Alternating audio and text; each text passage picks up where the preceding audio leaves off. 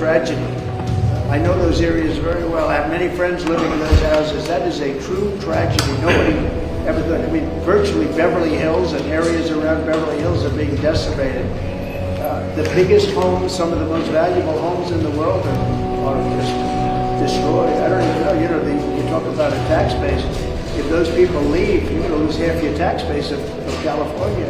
This is a true tragedy, and it's a mistake of the governor, and you could say the administration.